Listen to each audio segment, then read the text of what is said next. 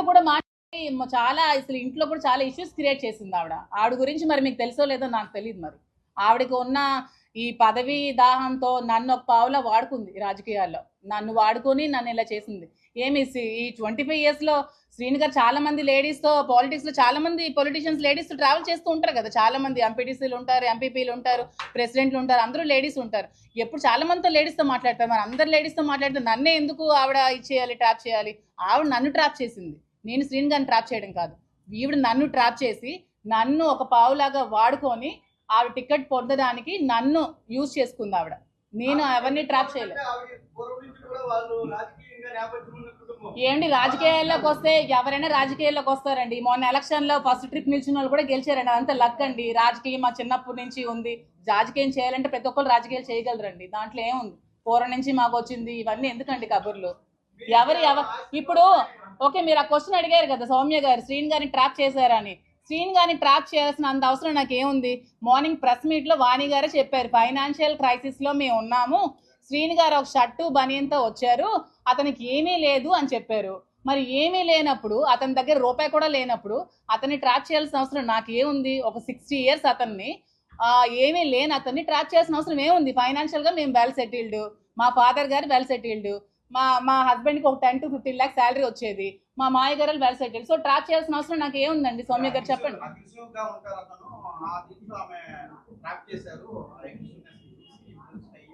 అదేనండి, ట్రాప్ చేయడానికి చిన్నపిల్లలా అని అడుగుతున్నాను నేను. శ్రీని గారు ఏమైనా చిన్న పిల్లడా? ట్రాప్ చేస్తే పడిపోతారు? చెప్పండి మీరు. ఆ ట్రాప్ చేస్తే పడిపోయేవాడైతే ఈ 25 years లో ఎవరు ట్రాప్ చేసినా పడిపోవాలి కదండి. ట్రాప్ చేస్తే పడిపోయే వాళ్ళు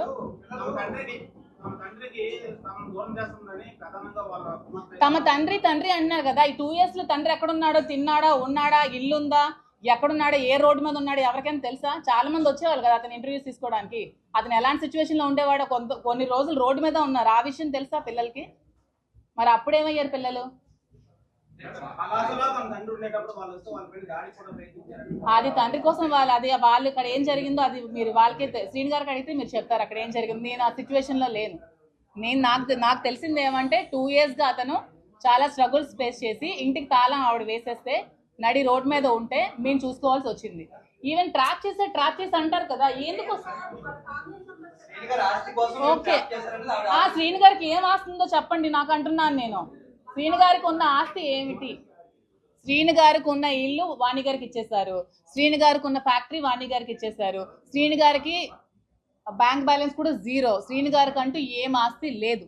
సో నేను శ్రీని గారిని దేనికోసం ట్రాప్ చేస్తానో మరి వాళ్ళకే తెలియాలి. ఎక్కడ సంపాదించారేటో కొంచెం చెప్పండి నాకు కూడా, డీటెయిల్స్ ఏమైనా ఉంటే. మరి ఏమైనా మీరైనా ఎంక్వైరీ చేయండి. నాకు తెలిసి శ్రీని గారు పాలిటిక్స్ లోకి వచ్చి నీతి నిజాయితీ ఉన్న నాయకుడు ఎవరైనా ఉన్నారంటే శ్రీని గారే. అతను ఏమైనా కరప్షన్ చేయరు సంపాదించడానికి. అతని దగ్గర ఆస్తులు అంటూ ఏమీ లేవు, ఉన్నవన్నీ ఫ్యామిలీకి ఇచ్చేస్తారు. సో అతన్ని ట్రాప్ చేసి నేనేం లబ్ధి పొందాల్సిన అవసరం నాకు లేదు. నేను ఫైనాన్షియల్ గా వెల్ సెటిల్డ్. నాకు వైజాగ్ లో నాకు ఆస్తులు ఉన్నాయి. మా ఫ్యామిలీ వాళ్ళు శ్రీకాకుళంలో ఎవరికైనా చెప్తారు, చాలా వెల్ సెటిల్డ్ ఫ్యామిలీ. అక్కడ అత్తగారి ఫ్యామిలీ కూడా చాలా వెల్ సెటిల్డ్. నాకంటూ ఫైనాన్షియల్ గా నాకు చాలా అసెట్స్ ఉన్నాయి. నేను ఎలక్షన్ లో 1 crore to 2 crores నేను ఖర్చు పెట్టాను ఎలక్షన్స్ లో. మీరు కావాలంటే క్యాడర్ ఎవరికైనా అడగండి, ఎలక్షన్ ముందు నేను ఎంత డబ్బులు ఖర్చు పెట్టానని చెప్తారు. నా పర్సనల్ గా నా అమౌంట్ నేను ఎలక్షన్ లో ఖర్చు పెట్టి ఎలక్షన్ చేశాను. సో దేనికోసం ట్రాప్ చేయాల్సిన అవసరం నాకైతే లేదు. ఇది క్లారిటీగా తెలుసుకుంటే చాలా మంచిది.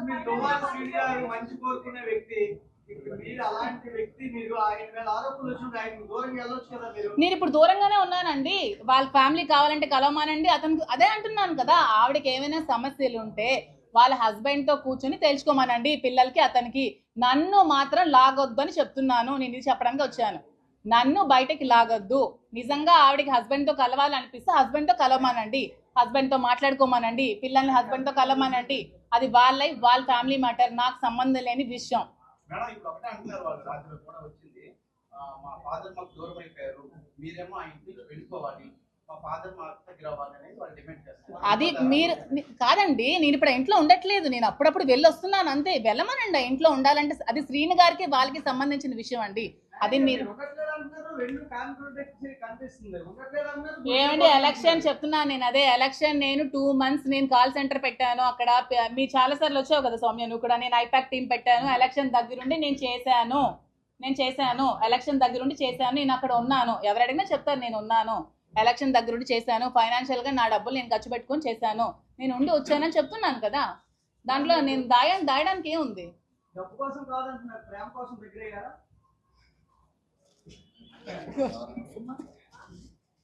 ఏంటి మీ అభిప్రాయం? ఇప్పుడు వాళ్ళకి విభేదాలు ఇద్దరి మధ్య వచ్చాయి అంటున్నారు కాబట్టి మీరు ఆయన నాకు అన్ని రకాలుగా ఆదుకుంటున్నారు అంటున్నారు కదా మేడం, మీరు మీ డైవర్స్ ఇవ్వబోతున్నారు, ఏంటి భవిష్యత్తు ఏంటి మేడం? ఏమండి, ఇప్పుడు సొసైటీలో ఇప్పుడు ఏదైనా ఎలిగేషన్స్ వచ్చాయనుకోండి, ఒక హస్బెండ్ కి దూరం అయ్యి ఒక ఒంటరిగా ఉన్న మహిళలు చాలా ప్రాబ్లమ్స్ ఫేస్ చేసుకోవాల్సి వస్తుంది కదా. అలాంటి ప్రాబ్లమ్స్ ఫేస్ చేసుకోకుండా సపోర్ట్ చేస్తానని చెప్పారండి. మీకు అర్థమైంది అనుకుంటాను.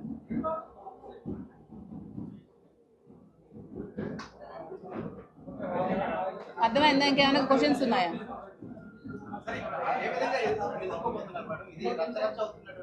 అదే నేను మీ మీడియా ముఖంగా మీ అందరికి దయచేసి రిక్వెస్ట్ చేసి నేనేం చెప్దాం అనుకుంటున్నానంటే, ఆవిడ చెప్పిన మాటలు నమ్మి నన్ను బజార్లోకి లాగద్దు. దయచేసి నా ఫ్యామిలీని, నా పిల్లల లైఫ్ని తీయద్దు. నేను కూడా, నాకు 3 ఆడపిల్లలు ఉన్నారు. నేను ఆ 3 ఆడపిల్లల్ని పెళ్లిళ్ళు చేయాలి, పెంచాలి, చదివించాలి, చాలా లైఫ్ వాళ్ళకి చూడాలి. వాళ్ళు ఇంకా చిన్న పిల్లలు, వాళ్ళ లైఫ్ చాలా డిపెండ్ అయి ఉంది. వాళ్ళంతా సఫర్ అవుతారు. ఈ వీడియోస్ అన్ని చూసి అర్థం చేసుకోండి అని చెప్పడానికి వచ్చాను. ఆవిడేదో చెప్పిందని మీరు ఆ వీడియోస్ పెట్టేసి ఆవిడ చెప్పిందని నిజాలు అయిపోవు కదా. ఇప్పుడు నా పిల్లలు నేనేం క్వశ్చన్ చేయాలి చెప్పండి? ఈ వీడియోస్ చూసి మార్నింగ్ నుంచి పిల్లలు అందరూ ఏడుస్తున్నారు, చచ్చిపోతున్నారు. నేనేం సమాధానం చెప్పాలి నా పిల్లలకి? ఇష్టం వచ్చినట్టు రాసేస్తారా? ఎవరెవరితో మాట్లాడరా? సొసైటీలో ఎవరెవరితో మాట్లాడట్లేదు? మీరు ఎవరెవరితో మాట్లాడరా? ఎవరెవరితో మాట్లాడట్లేదా? ఎవరెవరు ఫ్రెండ్స్ లేరా? రిలేషన్స్ లేరా? దీన్ని ఇంత ఇష్యూ చేసి నా మీదకి రావాలా? ఆవిడకి ఫ్యామిలీ ఇష్యూస్ ఉంటే హస్బెండ్ దగ్గరికి వెళ్ళి తెచ్చుకోమనండి, లేకపోతే లీగల్గా ప్రొసీడ్ అవ్వమనండి, కోర్టుకి వెళ్ళి తెచ్చుకోమనండి. అతనికి ఆవిడకి అది సంబంధించిన విషయం. నా లైఫ్ ఎందుకు మధ్యలోకి లాగుతారండి?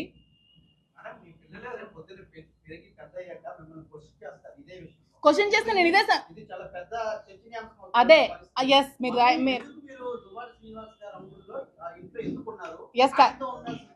Yes correct point. పిల్లలు క్వశ్చన్ చేస్తారనే ఇప్పుడు నేను శ్రీని గారితో ఉండదామని డిసైడ్ అయ్యాను. ఎందుకంటే ఇది వచ్చిన ఈ మచ్చ ఎప్పటికీ లైఫ్లో పోదు. నేను చెప్పినా సరే ఎవరు నమ్మరు. నాకు శ్రీని గారితో నేను మాట్లాడలేదని ఎవరు నమ్మరు. ఎందుకంటే అది ఎంత స్ప్రెడ్ అవ్వాలో స్టేట్ లెవెల్ స్ప్రెడ్ అయింది. సో ఇక్కడతో ఇది ఎండ్ అయిపోతే పిల్లలకి మంచిది, నాకు మంచిదని డెసిషన్ నేను తీసుకోవాల్సి వచ్చింది. ఉంటాను. అది మేము తర్వాత డిసైడ్ అవుతాం. అది మేమంతా మాట్లాడుకుంటాం. డైవర్స్ అవ్వకుండా పెళ్లి చేసుకోకూడదు కదండి. ఒక ఫ్రెండ్గా ఉంటానండి. ఫ్రెండ్స్ కలిసి ఉండకూడదా? మీకు అమ్మాయిలు ఎవరు ఫ్రెండ్స్ లేరా? ఉంటాం కదా. ఏం మీతో ట్రిప్స్కే రారా? మీరు ఎప్పుడు గర్ల్ ఫ్రెండ్స్ మీరు ట్రిప్స్కి ఎక్కడికి వెళ్ళలేదా? కలిసి ఉన్నంత మాత్రాన ఏదో కోరికలు ఉండిపోయినట్టే అండి. ఇంకేం ఉండవా? కష్ట సుఖాలు ఏమి ఉండవా? ఇప్పుడు మీరు ఏమీ లేకుండా ఉన్నారనుకో, ఇప్పుడు చూడు అలా కాదు. ఆద్యం మీరు ఇప్పుడు ఏమీ లేకుండా ఒంటరిగా ఎవరు లేకుండా ఉన్నారనుకో,